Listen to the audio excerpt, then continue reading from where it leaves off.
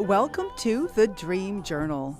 From the studios of KSQD in Santa Cruz, the Dream Journal is a weekly show where we explore the power of nighttime dreams through conversations with dream experts and with listeners like you. In the house behind, the life you find is something understood. A dream can be meaningful even if you don't know what it means. Time is keenly found. We are not alone. Water And today's music is called Uncalculator, created fresh for you today by Rick Cleffel. Uncalculator.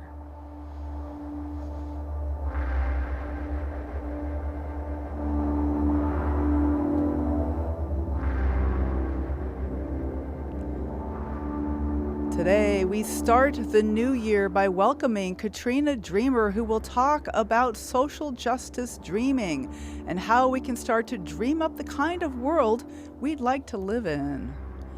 I am your host, Catherine Bell of Experiential Dreamwork, and welcome to the Dream Journal. Well, I've been looking for my Hatsuyumi dream the last few days. You know, that first dream of the new year is supposed to be extra special in the Japanese tradition.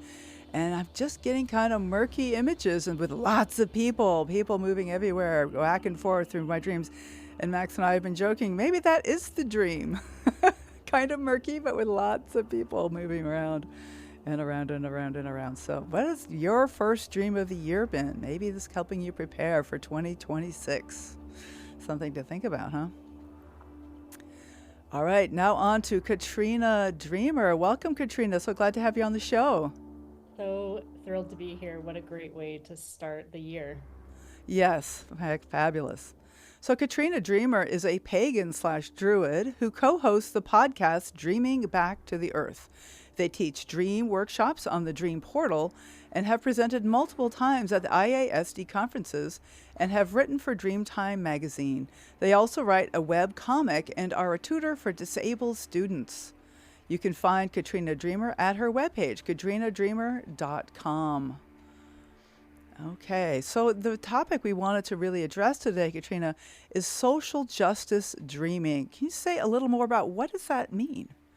Yeah, I had been thinking about how dreams are so creative and help us think about things that we might not think about in our waking life.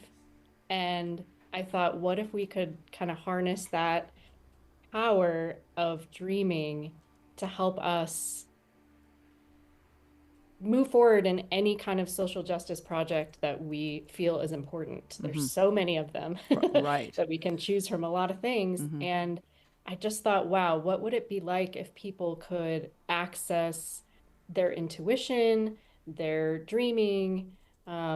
And I kind of think of dreaming as a wide umbrella, not just like nighttime dreaming, but any kind of intuitive practice, and using those to help us figure out maybe where to plug in or get more information if we already are doing a project about next steps or different ways to approach it, or even finding our people, any of that. Also, getting support from our Support, so important. ancestors, guides, whatever, whoever is there for us. Right, right. That is so important.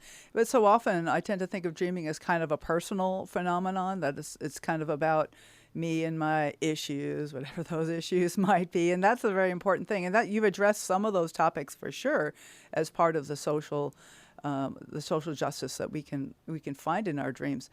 But there's also this kind of a larger collective sense that we get from our dreams, and that people who pay attention can maybe something about this murky, early dream of mine has to do with like the collective being kind of murky and just teeming. And so, maybe that's something that you are going to address as well, like the larger collective. It's interesting that you say it that way, because in the class that I've been teaching, and I've had 3 cohorts so far, there'll be a 4th one starting in February. I think that we have started to have collective dreams. I think, and there's the idea already in DreamWorks circles that you have a dream for yourself, but it probably also has layers for the society, for the Totally. collective at large, for your local community. And I do think that with some of the dreams that have been coming through with the people in the class, that's true. Like we're Mm. dreaming for each other as Ooh. much as we're dreaming for ourselves. I'd love to Yeah. hear some examples. Would you like to share some of the dreams that you've been getting from your people? Yeah. Yeah. So, my brain is probably not going to remember a ton of details, but I can tell you some themes that have come up.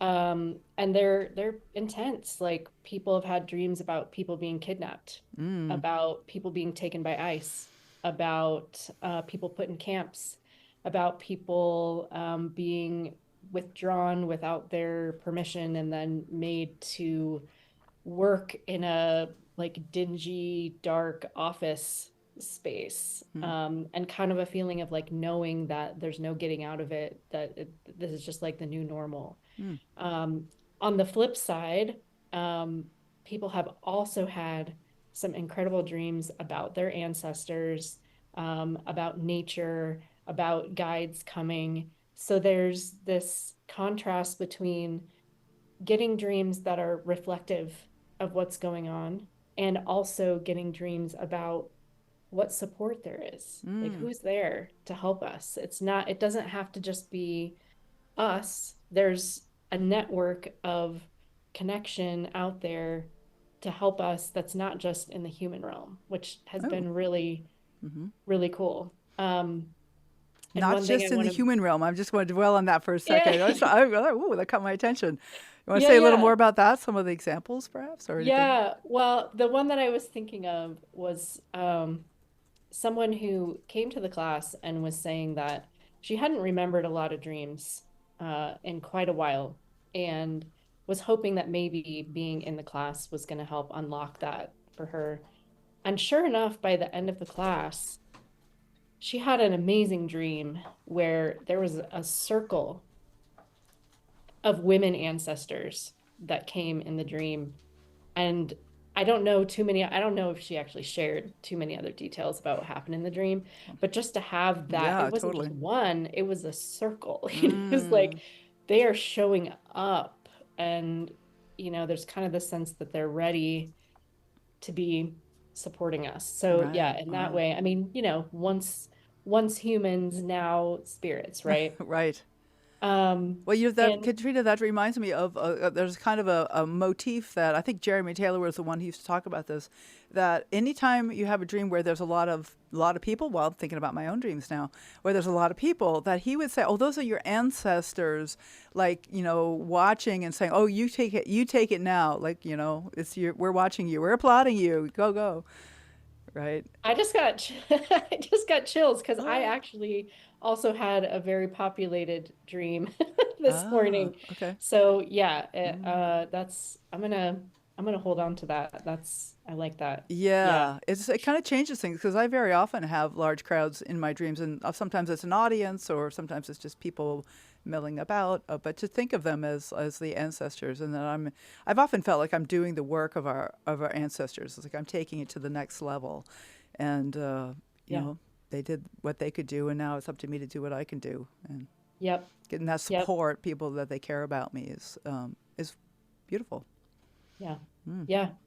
Yeah, so those are some of the themes that came through. And I just want to name also that it's been an interesting phenomenon that people have been attracted to taking the class and definitely have reached out to me to say, I don't remember a lot of my dreams, but I really feel like I should be in the class. And Mm. then just the act of showing up for dream work, talking about dream work, engaging with that often will unlock that for people and they start remembering snippets at least, Mm-hmm. which as we know, even a snippet, you could do a whole hour of dream work on a snippet. Oh, absolutely. So, Yes. Yes. Very, very yeah, powerful. And yeah, there is something, that's one of the things about my whole podcast here is to get people thinking about dreams. And so they're more likely to remember their dreams because we're having dreams all the time. We just don't always yeah, remember them. But if you think yep, about it and how it might be valuable, and especially like people in your groups who have an intention, to make a difference in the world, that this is like an inner resource. Dreaming is a powerful inner resource.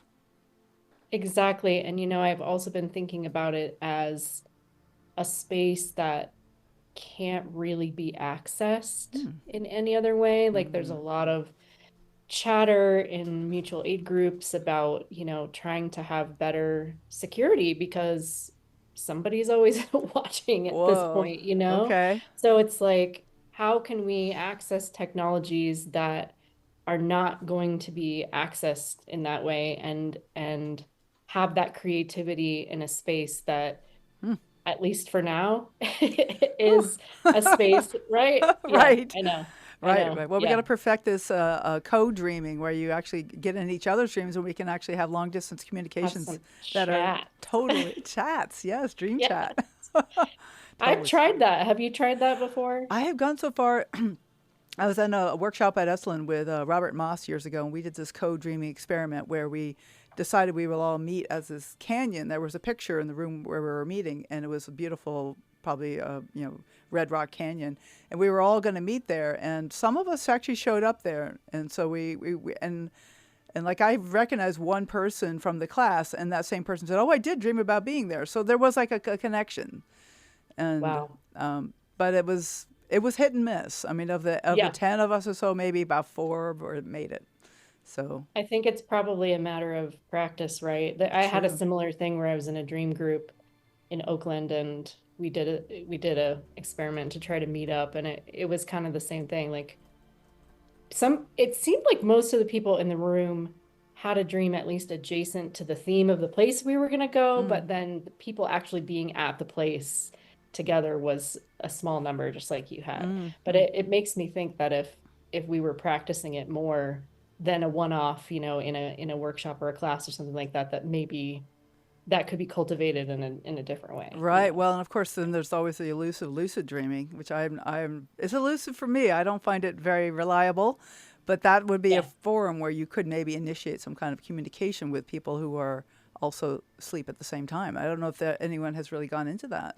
I haven't heard much talk That's about that. fascinating. Yeah. Yeah, I'm in your camp. I feel like I'm pre-lucid. I've Hmm. had some experiences this summer where I could go back into a dream, Hmm. which has Mm, is unusual for me, and I feel like that's kind of in that realm of lucid dreaming, to absolutely. be able to go back in, but yeah, I'm not in that world of being like extremely skilled at lucid Right. dreaming. Yeah. Right, but yeah, so this, I want to come back to the whole idea of the social justice, which I think is like really, really important and valuable. That we can really touch into this through our dreams and through our inner work and through our, improvement, how we want to be better people. Because there's a lot of anxiety these times. I mean, the news this morning was really horrific, and like I need a lot of support in these times, and so turning to the dreams is really, really valuable, and getting together with like-minded people who are feeling this intensity is so powerful that you offer this space for people, Katrina. That is a huge piece of it, and I'm so glad you brought that up. I mean, selfishly, Mm, I think part of why I created this space is because I needed more of that in my life, yeah. right? And so, Mm-hmm. so often we just make the spaces that we need because they don't necessarily exist. And I think there's an interesting thing where there doesn't seem to be a ton of discussion about social justice topics in dreaming spaces because it is so personalized and it Right. is so about like what's my dream, what does it mean Mm-hmm. to me, and It's a that kind little of thing. taboo even to bring in politics, right? I would agree with that Yeah. 100%. Mm-hmm. And then it's also kind of taboo in social justice, mutual aid spaces to talk about dreams and divination and tarot cards Good and like point. Right. all of that So. kind of stuff, right? Like the two shall not meet. And I'm like, you know what? No, the two shall meet and it will be really powerful. And I've been getting feedback from the people who have been in the class that there's not anything else out there that they know about like this, Mm-hmm. and that it's been so healing and so helpful for them to be in a space with people who are thinking similar ways. Mm-hmm. And yeah, like why can't we merge these things? It doesn't make any sense to my mind why we wouldn't do it. And so here we are. I have felt buoyed Mm, by the people who have come to the class and having that space for the 6 weeks each time. Um, 2025 was a beast of a year, oh and it man. really helped me get through it to be Hmm. like, okay, how are we going to show up for this moment? Right. And what can we do? And I also feel like it's not like we have to do giant things. Even these people coming to this workshop to show up for their dreams and connect Mm, more with their intuition, that's a big step you're right. for them figuring out how they are going to show up. Mm. So, yeah. Hmm. Well, I want to applaud you for taking the leap to set up what you need because you've discovered like there's a need. Other people have that need too, and I think Yeah. maybe there's kind of a model Yeah. for how we can go forward in the world is by is it well, it kind of reminds me of what they used to call enlightened self-interest. Like if you recognize that what's valuable for you is valuable for others, and what's valuable for others is valuable for you. So there's a way that this is it's all you're following our own intuition is then a valuable way to move forward and say, well, this is Yeah. what I need. I'm going to create this, and finding that other people need that too. I love that. I'm going to name that, the inspiration for that comes from me being queer, and we have had to carve out our own spaces for a very long time. Yep. And also being someone who is COVID cautious still, another group that has had to like carve out space. And so I don't know, at this point in my life, it's like I'm an old hat at that. I just like continue doing it, Well, that's because you and carved out the spaces. Like there wasn't any space for either of those things, being queer and being yeah, COVID cautious. So they're both yeah, like kind of they have their own needs, and you've kind of yeah. found a way to express that in the world, to be that. Yeah. So I wanted to, this is actually a great, perfect opening to transition to the kind of the second part of this that I wanted to like touch into, that the idea that we can dream the kind of world we'd like to see, right?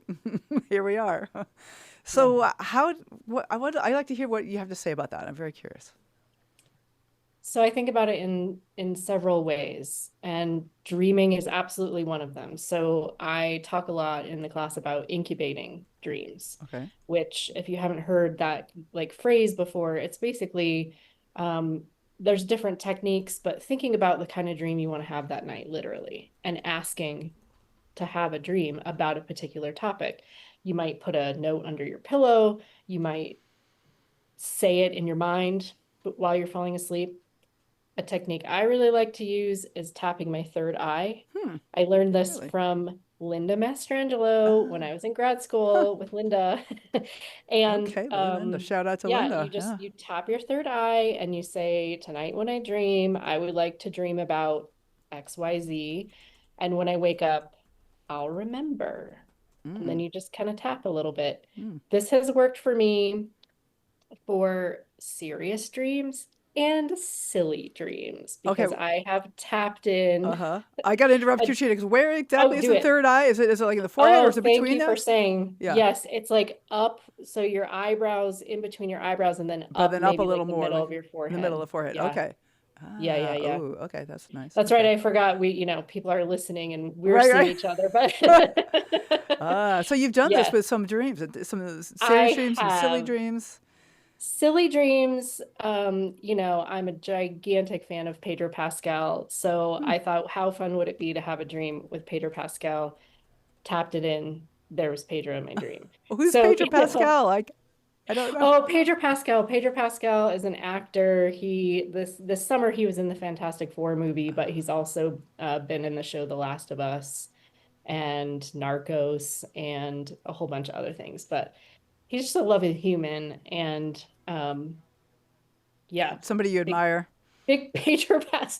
Also, he's, like I have a crush on Pedro Oh. Pascal. So we'll just add that into the mix here. But yeah, I think that the energy of it is part of what helps it come. So just having that like that feeling of really wanting to explore whatever question that you have or space or So I was doing it for a silly reason to have a dream about somebody that I have a crush on. But let's say that you admire somebody like Audre Lorde or somebody who's like passed on, right? How about have a dream where you get to have a conversation with that person? Okay. Try it out, maybe it will happen. I've also tapped in dreams about things that I want to know more about.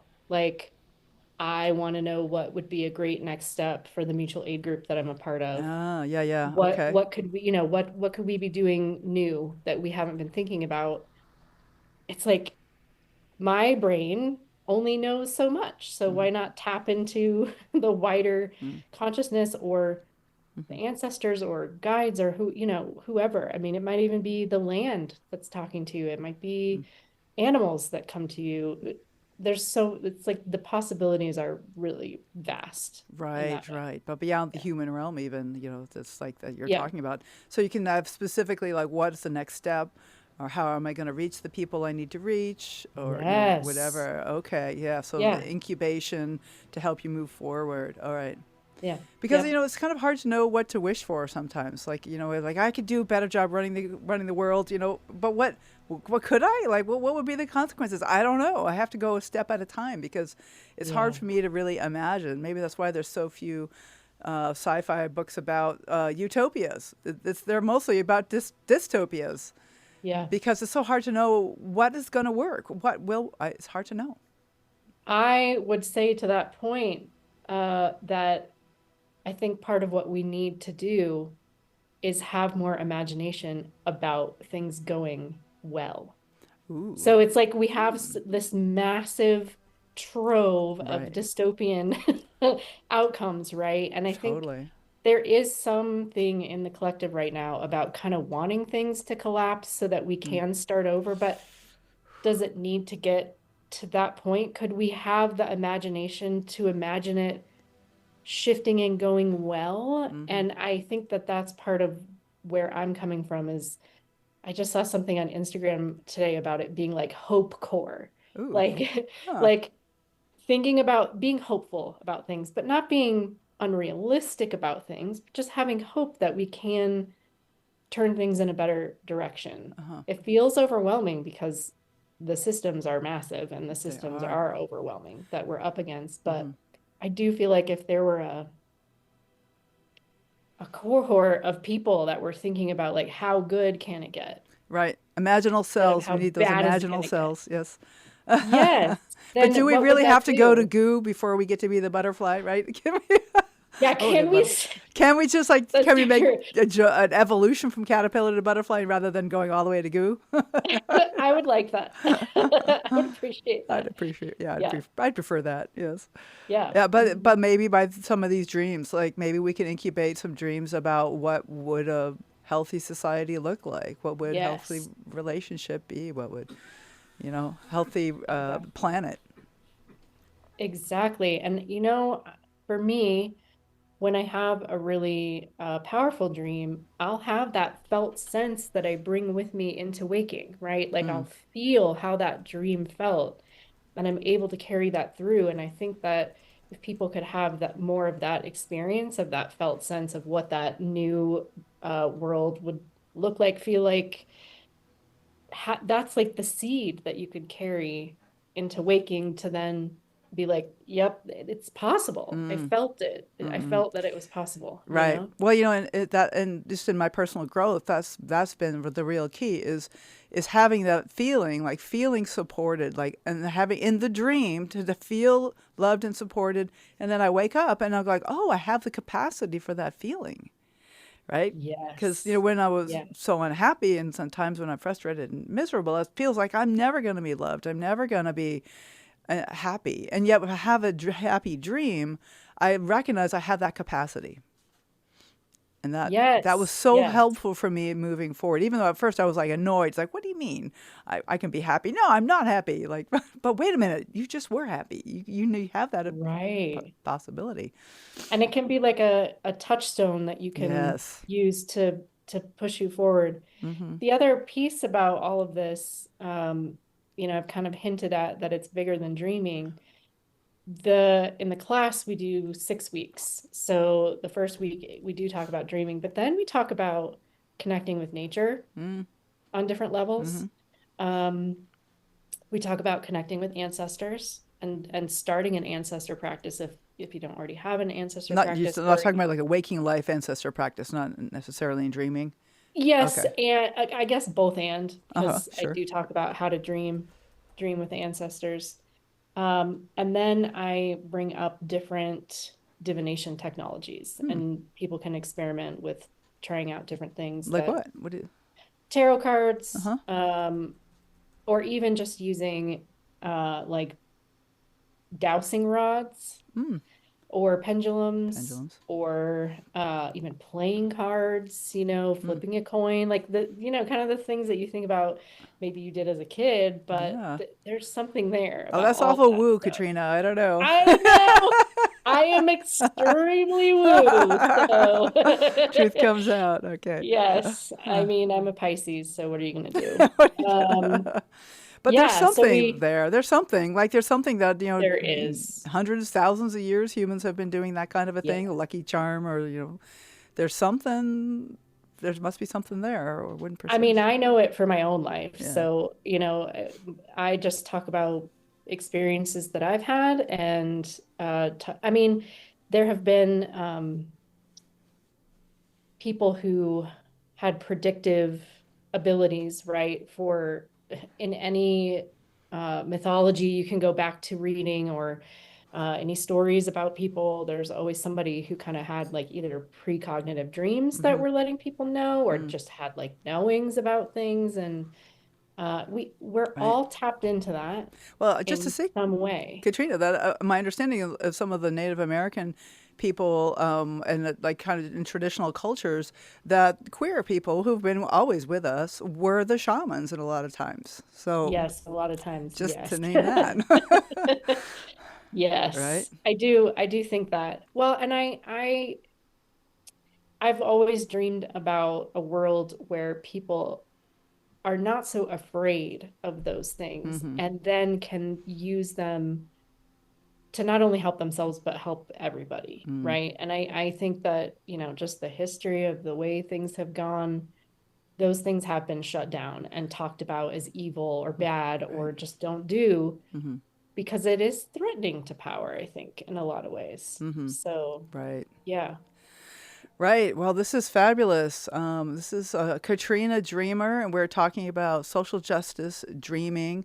And Katrina's webpage is katrinadreamer.com. You can find out about her class, which I believe is a new cohort starting up in February.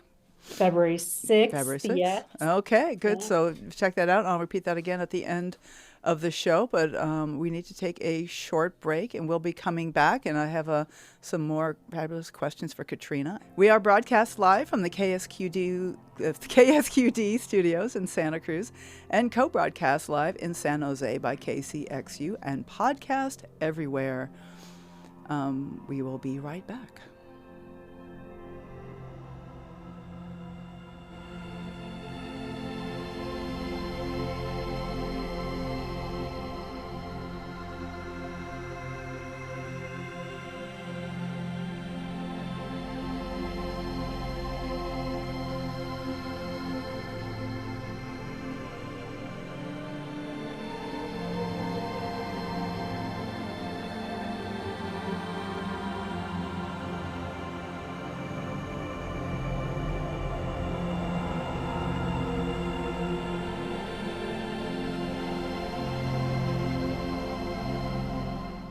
You're listening to the Dream Journal, and I am Catherine Bell of Experiential Dreamwork.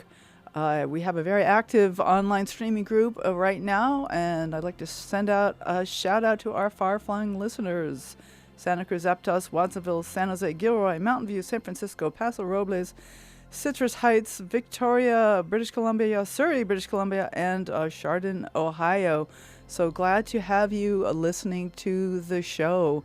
It is a big group of people who are interested, and of course, we have many hundreds more who listen to the podcast.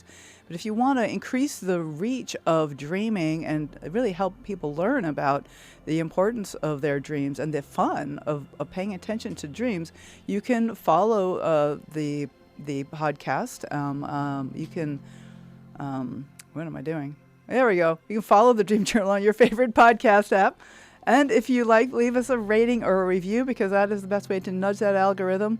But most importantly, tell your friends, because really it's all about starting the conversation. And you'll be amazed how powerful it can be just to tell someone else one of your dreams without any kind of feedback or interpretation, just to say the dream out loud and kind of let in the feelings of that dream and trust it. See, there's something valuable here. All right, so you can go to LinkedIn, Instagram, and Facebook to find out about upcoming shows and pod drops. Follow hashtag The Dream Journal and at Experiential Dreamwork. Next week, we're speaking to Stuart Bailey from England, who will be talking about how to enjoy our dreams more. He'll be sharing some of his own big, fun dreams, including meeting Queen Elizabeth and singing with Elvis. Looking forward to that. So today's guest is Katrina Dreamer, who does what she calls social justice dreaming, and we're talking about how we can tune into the aspects of our dreams that want to support us, even in these times. However you define these times, the dreams are there to support us. Looks like we have a question from Max in the studio. It's not so much a question as a reinforcement of what you said about using your dreams to positively reinforce your goals. That's something that's used by athletes all the time. By everybody who drives, you always look into a curve.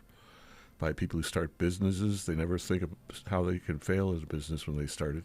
It's universal across human experience. This is great that you brought it into dreams, and it shows that you have a little bit of lucidity in you. Well, say more about that. How's that show lucidity? Because she thinks she can influence her dream to influence then reality. Oh, well, yeah, that's an interesting way to think Certainly. about it. That's true. Yeah. You're using the phrase pre-lucid dreaming, Katrina. I think that's totally valid. The pre-lucid state is maybe more common than we think, certainly. Yeah.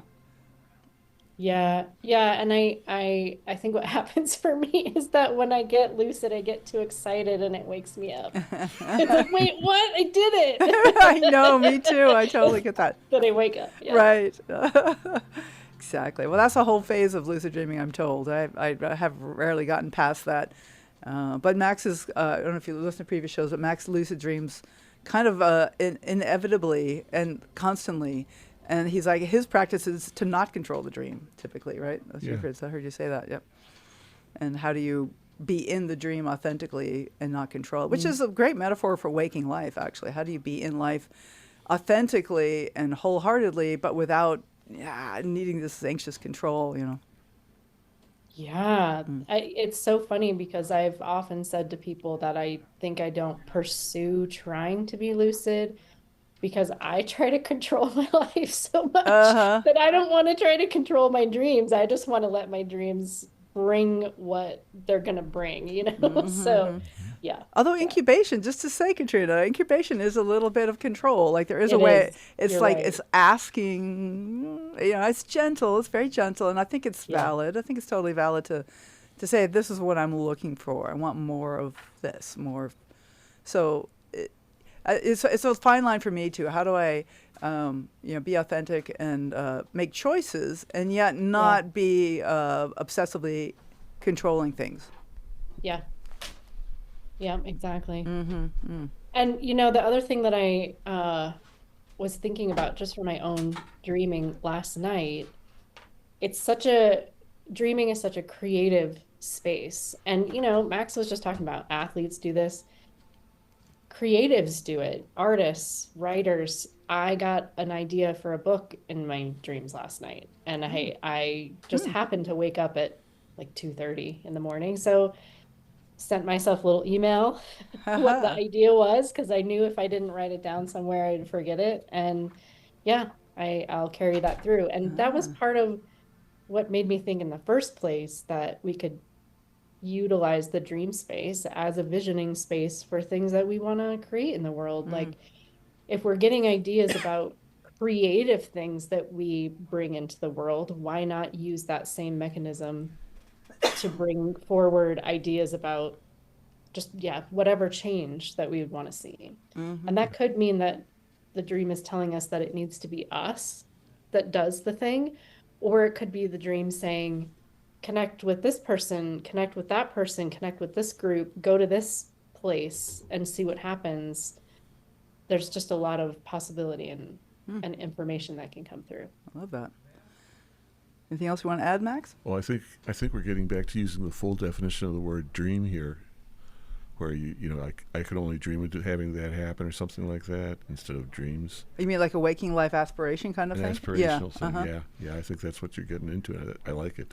Well, maybe that's why the same word is used for those two. They always seem so different to me, and yet there's something like what you're saying, Max. There's some parallel there. It's like, Yeah, and the word daydream too, right? That's a space of visioning or imagining, I don't know, maybe that's one that straddles the line, because when you're daydreaming, you are a little bit zoned out or in a different space, than you are if you're just fully present, cognizant. right. It's a whole spectrum of consciousness instead of just conscious, unconscious. There's like a whole line there. And actually, that makes me think that if there are people listening who are like, I don't ever remember my dreams, since it is a spectrum, why not try daydreaming then? Oh, that's a great idea. And maybe engaging with that space would help usher in some nighttime dreams. Excuse me. Yeah, I think I love that idea. Like the idea of daydreaming. Like, what would be the world I would like to live in? What kind of world? All right. Okay, we got a caller on the line. Okay. Hello, Beth. Captain. Yeah. Hi, Ellen. Thanks for calling. Saw you last night on the dance floor talking about community.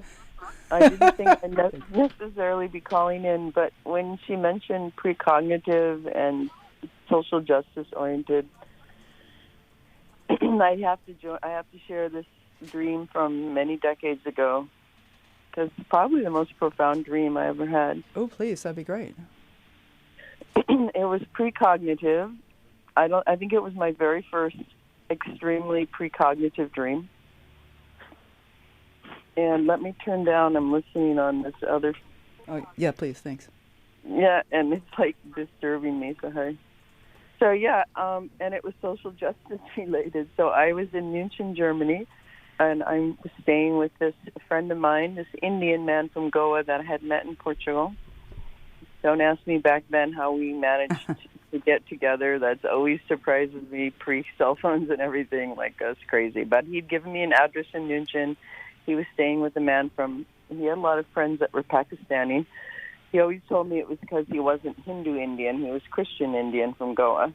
So he was like, yeah, the Hindu and the Muslims fight, but I get along with them because I'm Christian. And so we're staying with his friend. And I wake up one morning and I had this really, very detailed dream. We were to go into town. We ride the Strassenbahn. It's like a subway. And in my dream, we're on the Strassenbahn. And I had decided when I arrived to München, I couldn't afford to be paying for the ticket every time. But it was done on the honor system. You actually buy the ticket, and then you have to put it in a little machine to click it.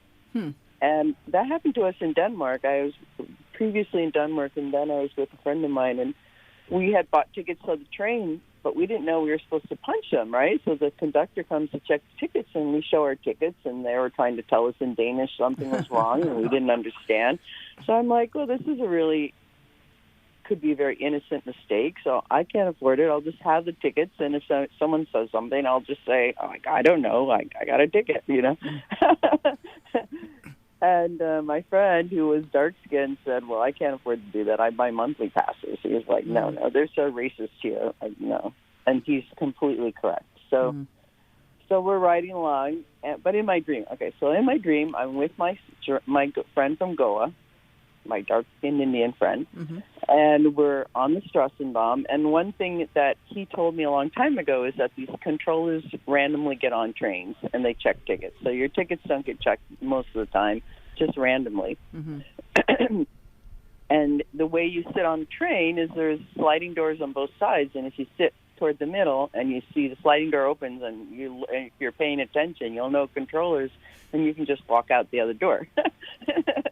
So I had this dream that these controllers came on. I could see exactly what they looked like. You know, one guy, real big guy, like Gestapo-looking uniform. You know, Wow. and I told him about the dream, and that they come on and they catch me, right?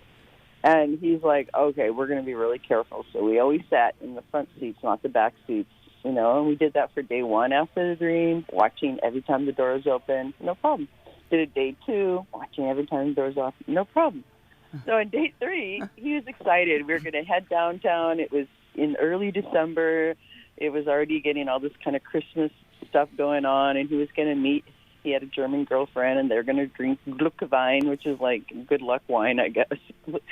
And so, and we forgot to be vigilant.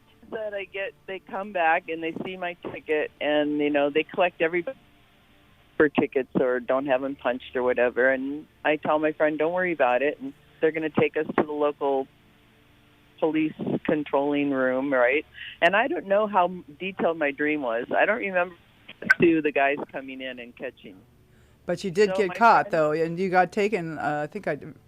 You got taken somewhere you got into trouble, as I recall. I think I heard this story, Ellen. Oh, you. Right, all the time, I guess, without the correct thing. And it's a $40 Deutschmark, and I know a 40 Deutschmark fine back then. It was before a euro, so Deutschmark. And I know that was a significant amount of money. Yeah. Oh, but you got the fine. Ellen, your connection's too bad. You're gonna have to. Your connection's in and out, Ellen. I'm sorry, your connection is too in and out. Darn, it's too bad. But my recollection, I think I have heard the story, and she actually got arrested, and the dream basically let her know that this was coming.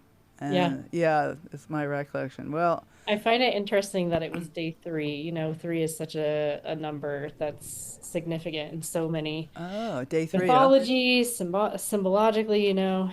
So Yeah. day 3 was the day that the dream became manifest. It That's is. What is it? interesting. Three pays for all, as they say. Right.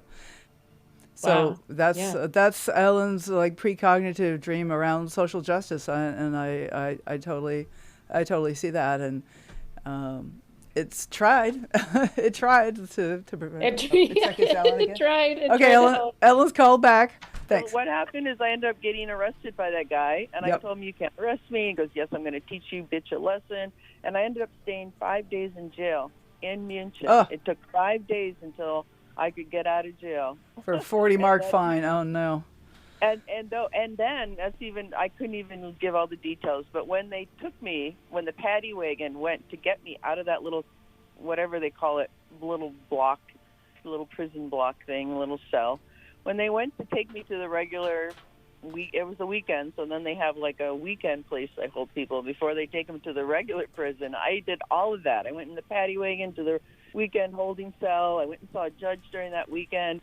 All the other women were like telling me goodbye. They're like, oh my God, I can't believe you're here for that. No, you're going to go. You're going to go. Like nobody gets put in jail for this ridiculous thing. Mm-hmm. And then but they didn't get through. The translator ended up being more like my prosecutor, and it was just crazy. It took me 5 days. I went into the regular prison and only got out because when you're in the regular prison, a social worker comes to you, a German social worker. And when I shared what had happened, she was like, oh, my God, this is crazy. And she got a hold of the American consulate, and then they got me out. Just for not paying a ticket on a train. Oh, my God. Okay. What's crazy is that when they went to take me on the paddy wagon, my friend was there. I thought they were letting me go because they unlocked the door. They don't tell you anything. They just say, come. And there's my friend, and he brought my passport and my 40 Deutschmark. They're not allowed to hold you without ID. Uh-huh. He brings my ID, and he brings the fine. And they wouldn't take the fine, but they took the ID because they legally have to have it. Mm. So the whole thing was illegal. The whole thing was illegal. Oh, my gosh. That guy said, I'm going to teach you bitch a lesson, and that's what he wanted to do. He was fucking Nazi. He was neo-Nazi, that was what we would call him back then. And this was like 1980. Wow. Well, that's pretty intense, Ellen. Thanks for sharing that. That was amazing that dream kind of let you know it was coming. I know, the most crazy, challenging experience of my whole life, and I had Uh, a very precognitive dream to let me know it was coming. And as well, long as we were being vigilant, we were staying away from the ultimate fate. But then we let our guard down. well, So I wanted to share that. That well. was Thanks for calling, crazy. Ellen. All right. Well, take care. Bye bye. Yeah, it's Wow. it's interesting about precognition is like, is it mean that you can change the future? Maybe sometimes, maybe not always.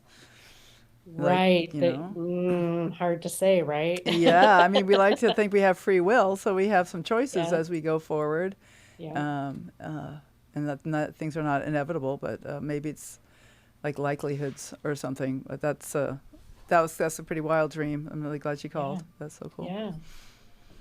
Wow. I've had a few precognitive dreams. They were not that clear though. They were a lot more symbolic, and I had to do dream work on them to figure out what they were about. Mm. Uh, Do you have any? Do you want to share an example?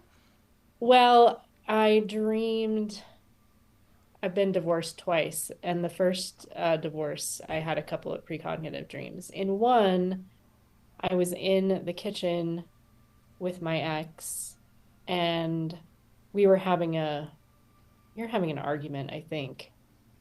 And my ex said, "Well, haven't you ever?" Or maybe it was that my ex was kind of letting me know, like, yeah, we need to break up. Like, Mm. this is not working. And I was so sad in the dream, but my ex said, "But haven't you always wanted to travel? Haven't you always wanted to go to Iceland?" Well, then we did end up divorcing, and 6 months after that, I took this huge trip for Uh, 6 months by myself uh-huh. to Europe, and I ended up going to Iceland as part of that. Oh, So okay. Interesting. maybe Ah, maybe the seed was planted from right, that dream, or maybe the dream knew. Like right. the lines are blurry, but I do find there's a kind of a kind of a dream that I call an invitation dream, ooh, where yeah. you're like something that you hadn't really considered before. Like before I started working with other people, I was doing my own dream work with practitioners, but I had a dream where I was talking to one of my teachers about a client. And at the point, I didn't have clients. I wasn't even thinking about taking clients. But I was talking to my teacher about this client of mine, and it did kind of plant a seed. It was kind of an invitation. It's like, huh, I could do that, and I could get support from my teacher. See, so like, the dream kind of like set it up. Like, oh, okay, yeah. So that was like a really helpful nudge, and so that's like what you're talking about with your social justice group too, is that you can get these nudges like, well, maybe I should go down to that coffee shop I've been curious about all this time, and like meet some people, and like, so that the dreams can provide the nudge that we need. It's Yeah. already something, but we get nudged.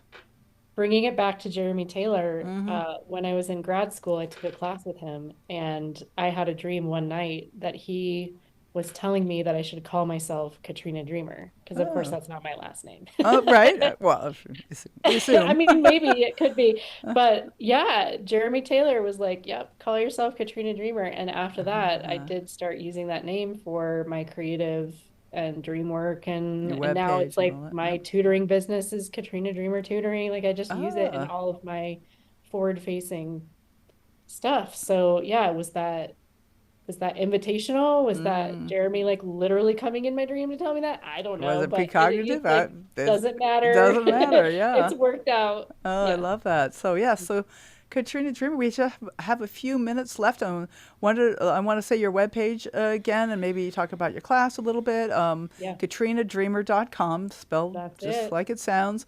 And the Yep. class is called Social Justice Dreaming, and that's up on your webpage now?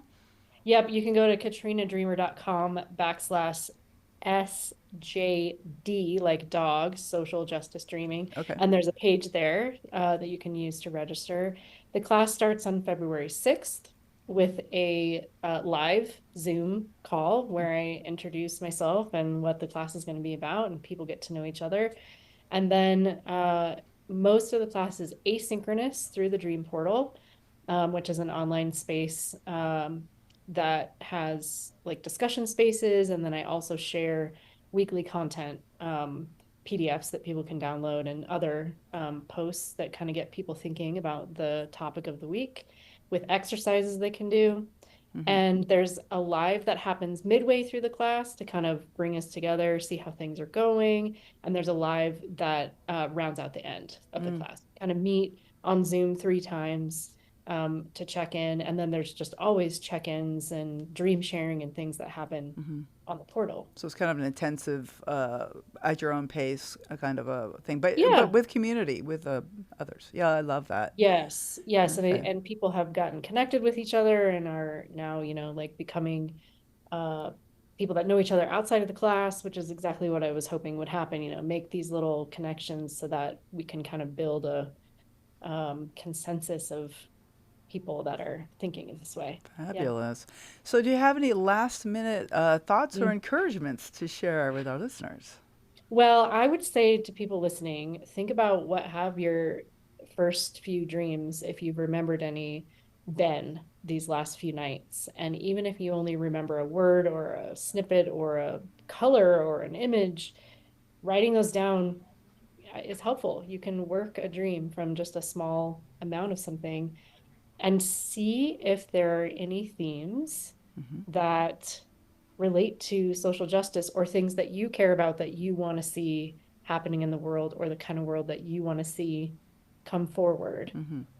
Just you being here and listening to this, it's like, we've talked about like, where's the line so many times in this, it's like, did you just happen to be listening to this show? Was it intentional that you showed up to listen to this show? Did you like hear us talking and then get sucked into the show? And maybe there's something about that. Like, you needed to hear things that were said in this show, and it may connect to the dreams that you've already had. Or if you don't remember anything that you've dreamed, now you have the chance to set it up where you could incubate a dream going forward about something, you want to dream about the kind of world that you want to see and try that. I love that. Thank you so much. Thank you, Katrina Dreamer. This is a real pleasure. It really was. Thank you so much for having me. All right. Take care. All right. Well, thank you all for listening. The Dream Journal is produced at the studios of KSQD in Santa Cruz, and we are live every Saturday at 10 a.m. Pacific at ksqd.org. The podcast is released on the Monday after the show. It spreads interest in dreaming when you subscribe, rate, and review. No.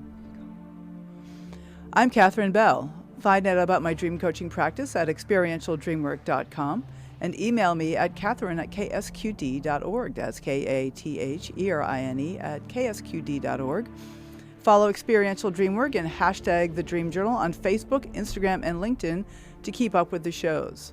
I'd like to thank Rick Kleffel, engineer and music creator. Audio editing by Suki Wessling. Phones by Eric Nelson and Yanku Nasu. Intro and outro pieces are both by Mood Science. And tomorrow morning, when you wake up, or any morning really, take a minute to write down your dream and bring it to the next Dream Journal.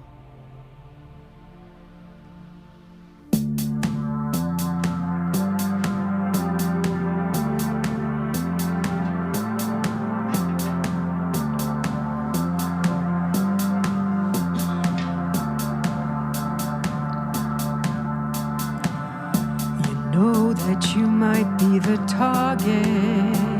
Know you're an upscale market. You know they've been tracking you from day one. Beware of the face that's familiar. It might be the face of your killer. Most people are shot by someone they know. There's a dot on you. There's a dot on you. You know that it's true. Care if you're through. There's a dot on